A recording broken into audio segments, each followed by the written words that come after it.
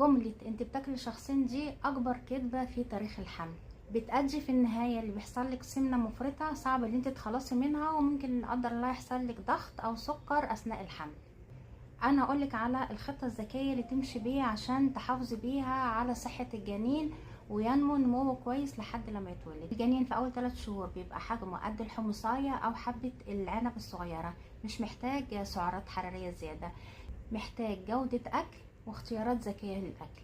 لان انت اول 3 شهور بيبقى عندك غثيان وقرفة من الاكل، فده عشان ما تعملهوش مشكلة بدري المفروض ان انت تقسمي الوجبات بتاعتك. بدل ما تاكلي 3 وجبات تقيلة كليهم قسميهم كل وجبة على مرتين، يعني كلي 5 أو 6 وجبات في اليوم، وجبات صغيرة، يعني ممكن كل ساعتين او كل 3 ساعات وجبة صغيرة، عشان تقللي الحمل على بطنك ما يجيلكيش غثيان، وفي نفس الوقت تحافظي على كمية الاكل اللي انت بتاكليها للجنين عشان ما يبقاش عنده اي نقص في الغذاء. يمنع الغثيان من الصبح بدري من اول ما نصحى من النوم، تبقى حتى جنبك يا بسكوت مملح او بقسماط، قبل لما تقومي من السرير ترفعي راسك كليلك واحده عشان خاطر ما يعملكيش غثيان، اول ما تقومي ترجعي على طول. نقوم من السرير بلاش اللبن الصبح، ناخد بيضه مسلوقه كويس قوي عشان خاطر السالمونيلا.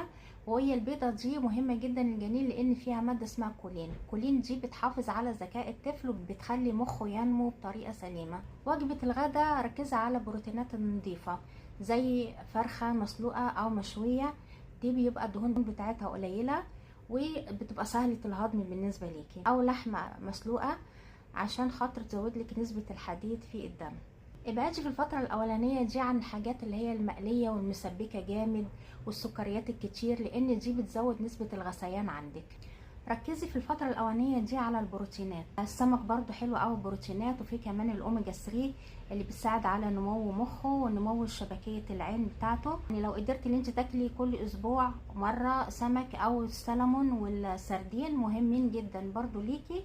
ابعدي عن التونة، خليكي في السلمون والسردين مرة في الاسبوع، لان ده الزئبق بتاعهم قليل، لان زي ما قلت لك اوميجا 3 مهم للنمو الادراكي العقلي للجنين والنمو البصري. البروتينات ككل مهمه جدا لعضلات البيبي والاعضاء الداخليه بتاعته والمشيمه بتاعتك. والسوبر فود الاخضر زي السبانخ والجرجير مهمين جدا، مليانين بالحديد وفوليك اسيد، ودي بتبقى حمايه ليكي من الامساك.